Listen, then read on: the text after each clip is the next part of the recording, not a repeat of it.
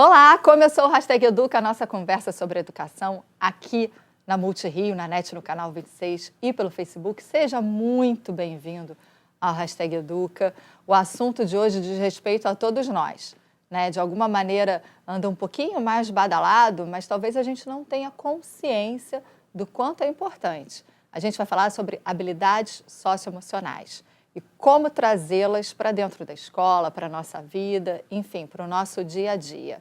Você já sabe, você participa com a gente, contando a sua experiência, tirando as suas dúvidas, enfim, enviando seus comentários pelas postagens no Facebook, ou se você preferir, estiver acompanhando aí o Hashtag Educa pelo conforto de uma tela maior, né, da televisão e estiver do lado aí do seu smartphone, manda para a gente a sua participação pelo nosso número do WhatsApp, que está aí na tela.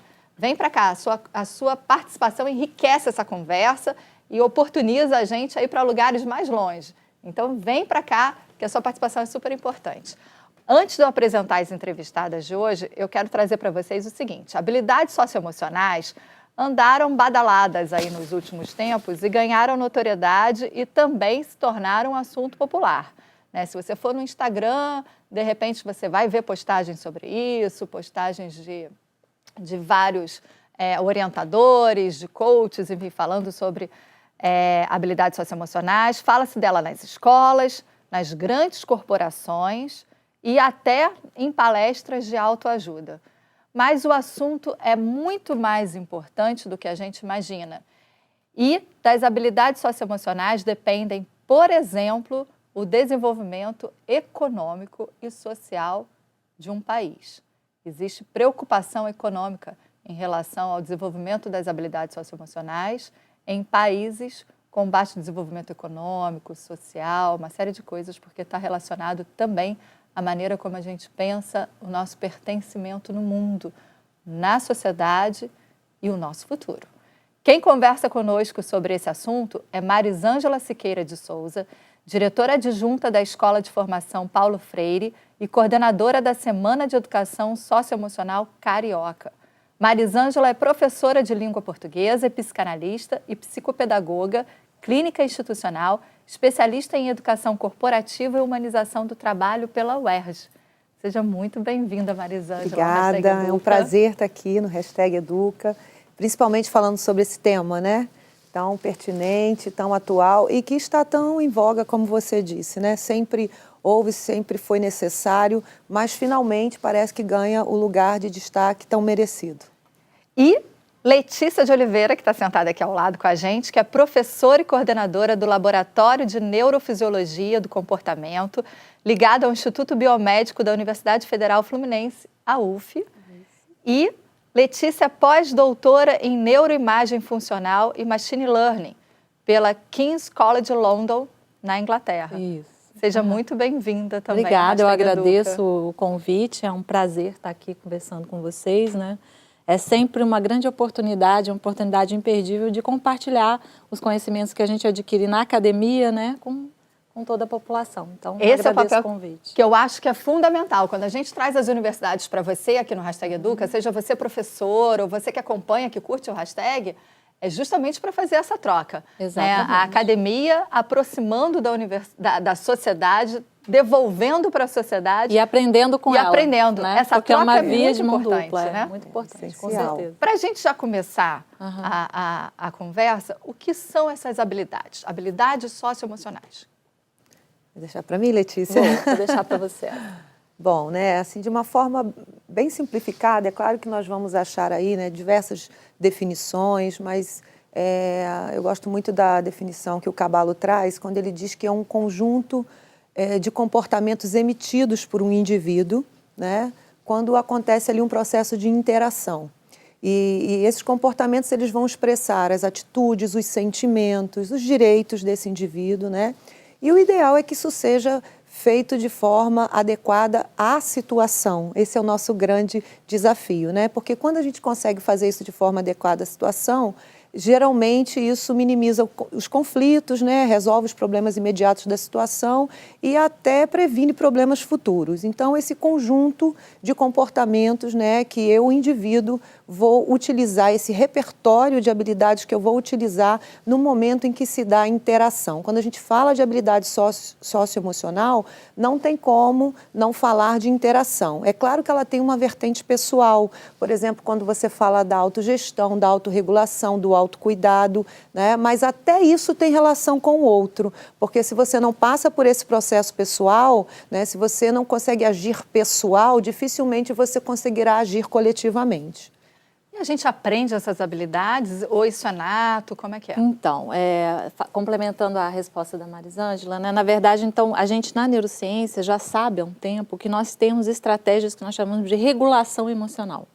Então, o que é isso? Nós temos respostas emocionais e essas respostas elas têm que ser adequadas ao contexto, né, que é isso que você está falando.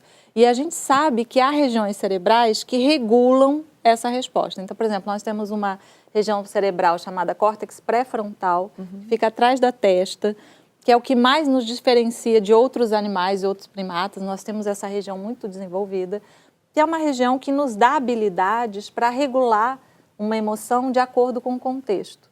E como você falou, isso é importante não só para a gente individualmente, mas para a interação com o outro, né? Então, você ganhou um presente e não gostou do presente, mas você gosta daquela pessoa. Então, o que você vai fazer? Você vai regular um pouco aquela reação. Aquela cara, né? tipo, não curti. Então, Mas eu curto a pessoa. Então, você gosta da pessoa. Então, isso é uma habilidade que a Uhum. gente vai aprendendo, né? Então, a gente, na neurociência, diz que há algumas emoções que são inatas, mas nós vamos desenvolvendo durante a vida uma capacidade de regular essas emoções de acordo com o contexto.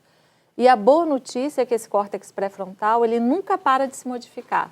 Então, é uma região plástica. Está sempre em modificação. Então, não é a pessoa tem, eu tenho 50 anos, eu sou desse jeito. Não necessariamente. Olha só, você que tem síndrome de Gabriela, essa é para você. Eu nasci assim, eu queria ser assim, vou morrer assim. Pelo que a professora Letícia está falando, não, né? Não necessariamente. É claro que a gente tem épocas da vida onde o cérebro é mais plástico, que a gente fala. Ele tem mais capacidade de se modificar. Infância, então aí já entra, né? Aonde que a gente trabalha as habilidades socioemocionais? A infância é muito importante, até os 5, 6 anos, porque o cérebro é extremamente plástico. Essa região especialmente. E a adolescência. É uma outra janela na vida que é importante para assim, elaborar, né, essas habilidades socioemocionais. Que a gente vai chegar lá, mas olha só, a gente vai ter agora, nos próximos dias, a CESEM Carioca, Isso. que vai trabalhar, vai trazer, vai capacitar, enfim, vai trazer as novidades das pesquisas, né? Até a Letícia participa, Sim, né? no primeiro dia, na CESEM, né? Exatamente. Letícia, a equipe delas, né, lá da UF e o UFRJ juntos, né, a equipe da doutora Eliane Vocês vão Volchan. falar com professores de todo o ensino fundamental, né? Desde a educação infantil até o 9º ano, como é que é? Sim, Flávia, a Semana de Educação Socioemocional Carioca está no 2º ano, né? Começamos no ano passado e nós estamos propondo essa semana justamente para dialogar com a rede sobre o tema, né? Falar de educação socioemocional. Eu acho que a gente já concluiu finalmente, né, que esse ser é integral, que ele não é apenas cognitivo, né, que ele é socioemocional. A Letícia está destacando aí a fase da infância, né, e adolescência como melhores fases, né, então, para desenvolver essas habilidades, mas não significa que após essas fases você não possa, né, desenvolver.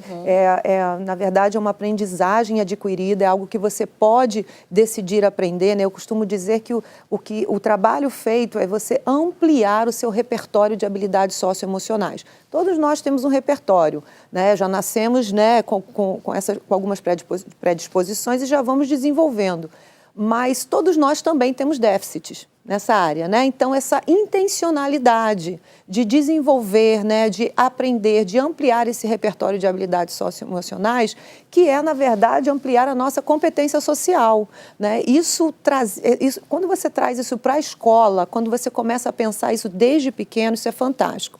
Então, a proposta da CESEM Carioca é justamente, né, trazer essa fala para a rede, trazer essa intencionalidade para a rede, que contempla, então, na sua prática educacional, o desenvolvimento dessas habilidades desde cedo, né? Então, vamos ter uma semana inteira, segunda a sexta, educação socioemocional, começando no primeiro dia, né, com uma equipe de neurocientistas aqui, né, que eu estou orgulhosíssima de estar aqui com ela, aprendendo também.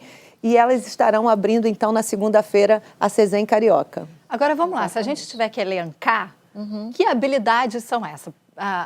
Tem família assistindo, não só professor. Quer saber que habilidades são essas? Que habilidades são essas? Então, acho que uma coisa importante da gente destacar, né, assim, falando um pouco do ponto de vista da neurociência, da biologia, é que nós nascemos já com um conjunto de habilidades que são mais ou menos inatas, né, que já vêm com a gente. Então, nós, seres humanos, somos primatas e somos considerados primatas ultrasociais. O que quer dizer isso? Nós dependemos, a nossa sobrevivência, ela depende visceralmente um do outro. Diferente, nós podemos nos comparar com os chimpanzés, né, que são parecidos com a gente. Se colocarmos um humano e um chimpanzé numa savana africana, qual dos dois vai ter mais chance de sobrevivência, né? Se a gente for pensar as nossas garras, nós não temos garras, não somos velozes, não somos tão fortes, não temos dentes afiados. A nossa força em termos de sobrevivência vem do quê? Da interação com o outro. Então, a nossa força como espécie vem dessa capacidade de cooperação. Coletivo. Né? Do coletivo. Essa cooperação, há vários trabalhos que mostram que ela já vem, a gente vê crianças de até 2 anos, 1 ano, 2 anos, extremamente cooperativas. Há experimentos dentro da neurociência e da psicologia que mostram que crianças até 2 anos espontaneamente ajudam um adulto, mesmo que não conheçam esse adulto, né? Tem uns experimentos que mostram assim que o adulto, ficticiamente, o experimentador, né, fica tentando abrir um determinado armário, a criança mal sabe andar, né, cheio de livro, tenta abrir o armário, a criança mal sabe andar, vai lá e abre o armário. Para ajudar. Para o adulto, para ajudar. Então, esse comportamento que a gente chama de pró-social, altruísta, ele vem mais ou menos já moldado para a gente. O que a gente precisa? É, primeiro, não perder isso, né? E aperfeiçoar essa habilidade, porque, como a gente estava falando, a nossa força vem dessa união, né? E eu acho que aí a escola é muito importante para justamente estimular os comportamentos pró-sociais. Que a escola é o território de socialização. Exatamente. Depois da família, né? Depois da família, né, é o contexto social em que ela está inserido, né? O maior contexto social que ela está inserido depois da família.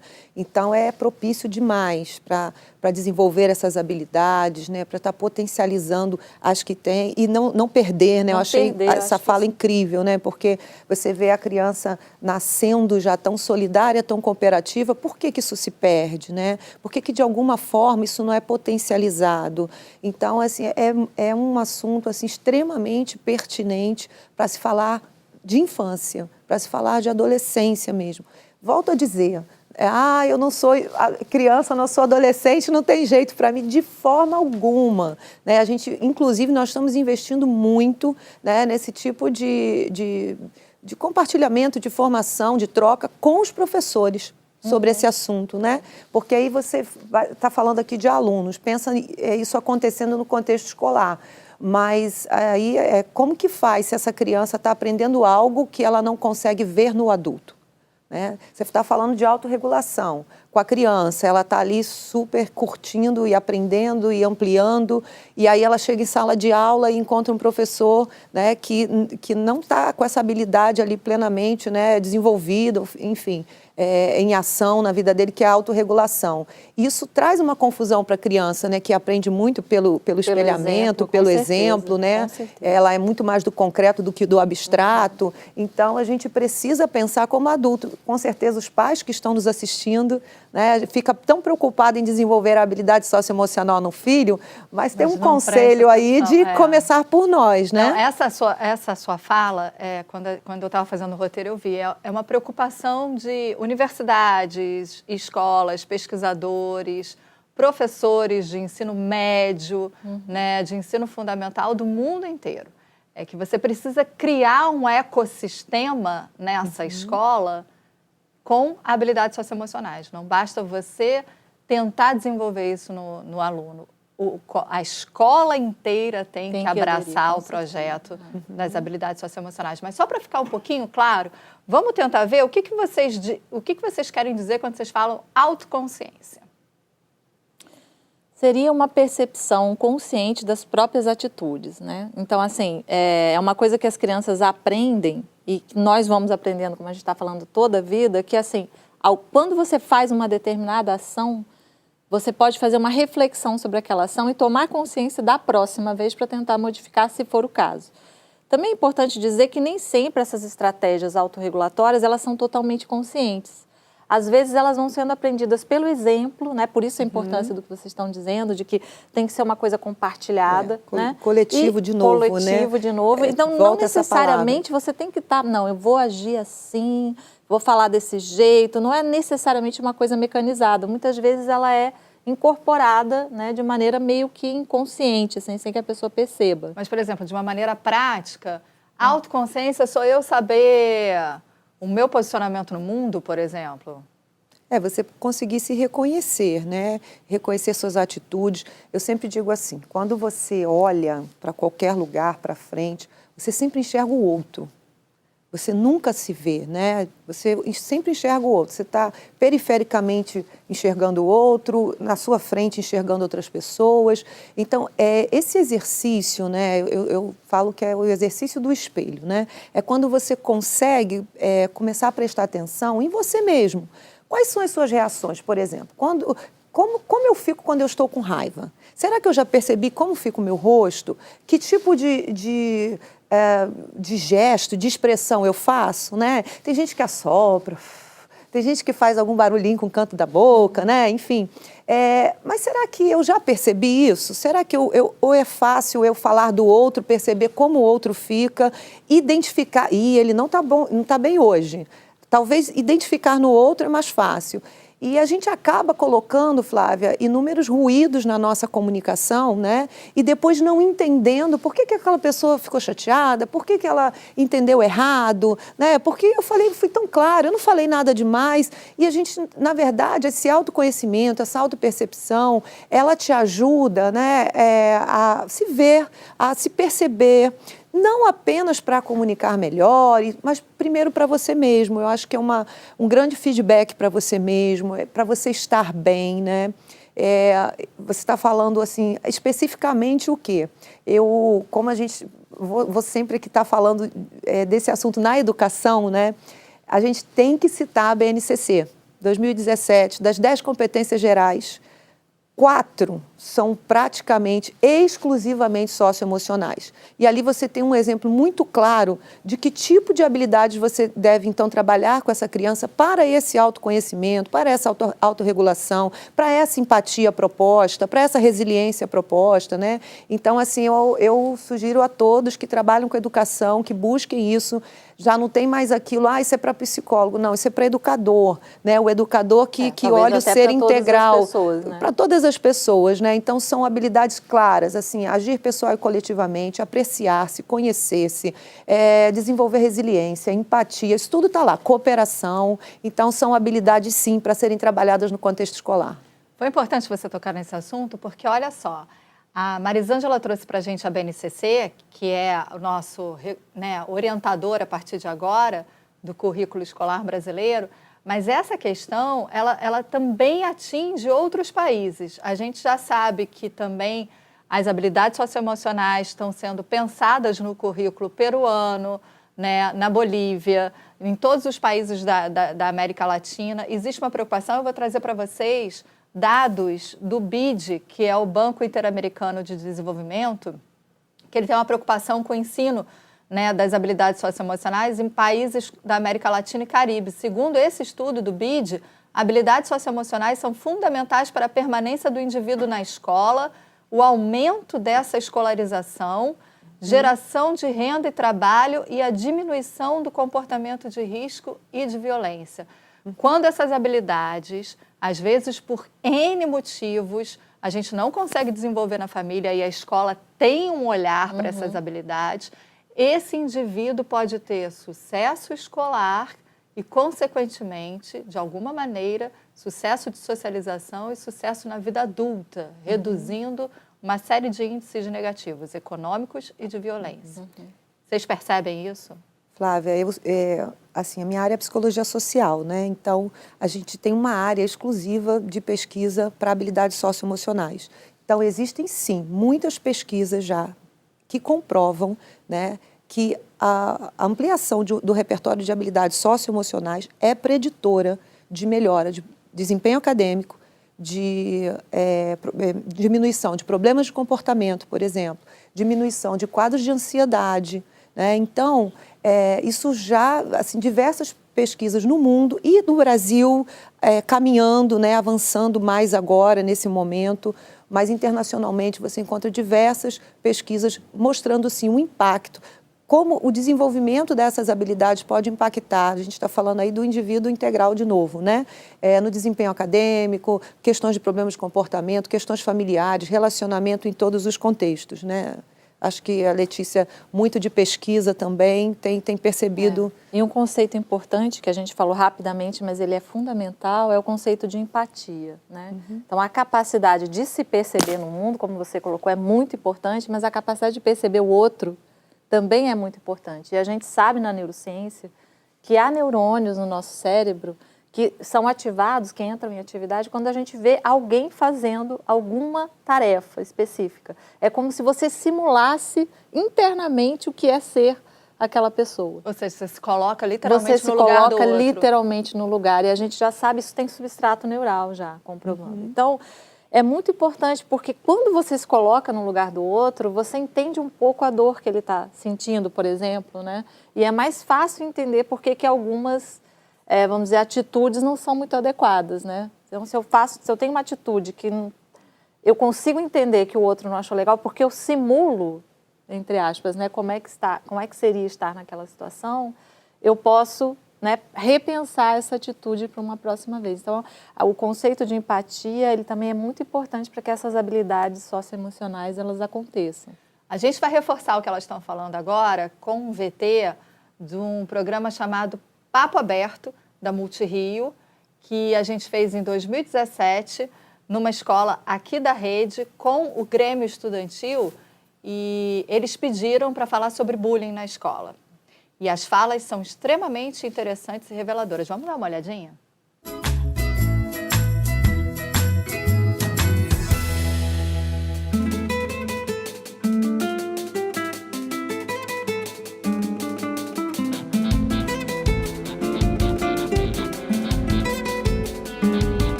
Bom dia a todos. Bom dia. Eu sou João Lucas, vice-presidente do Grêmio.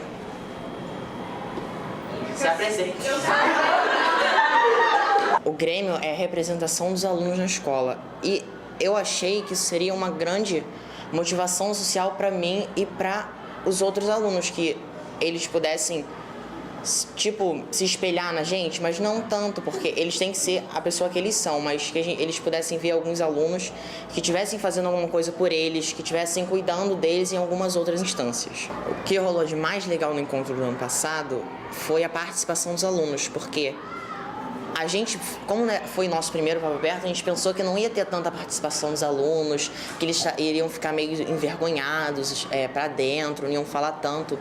E foi uma participação muito grande, a gente teve histórias, assim, ótimas de superação, de diálogo, de falar com os amigos, com as autoridades da escola. Muitos jovens, às vezes, não conseguem se abrir com os pais.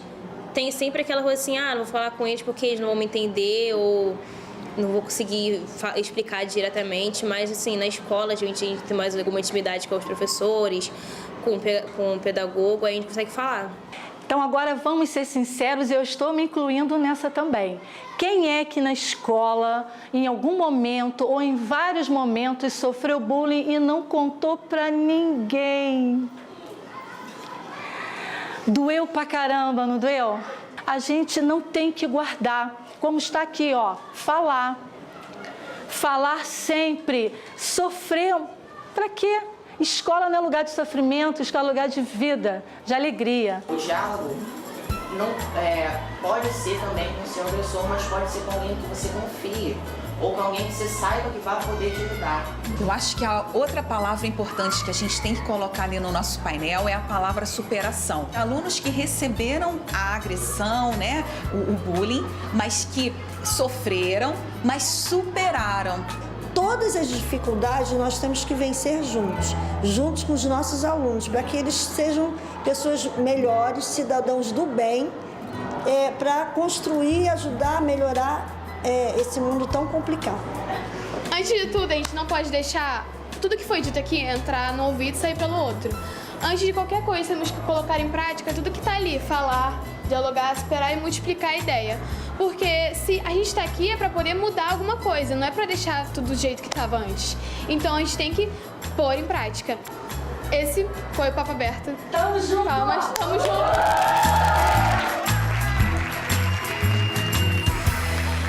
Eu queria que vocês comentassem. Eu gostaria de comentar.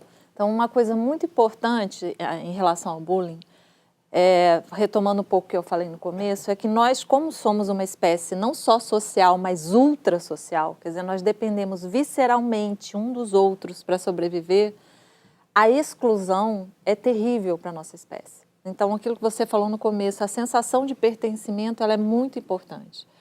A tal ponto que nós já temos evidências científicas de que uma pessoa que se sente excluída socialmente, ela ativa no cérebro regiões similares à da dor física.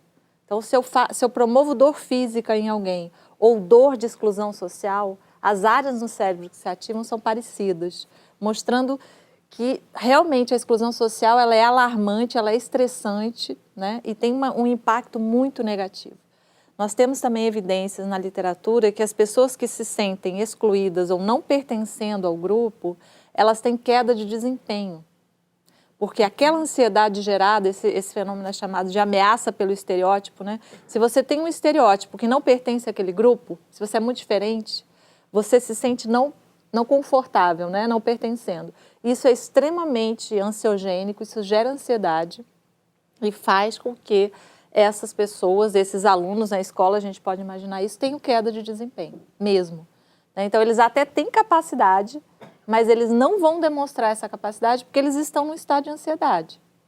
E eu acho que esse é um ponto muito importante para a gente pensar em termos de escola, porque essa questão de não pertencer ao grupo, ela acontece, né, em várias situações. Então, como lidar com isso? Eu acho que esse é um grande desafio. Como fazer com que as crianças se sintam incluídas? Porque se elas não se sentirem, certamente elas vão ter um problema, inclusive no desempenho.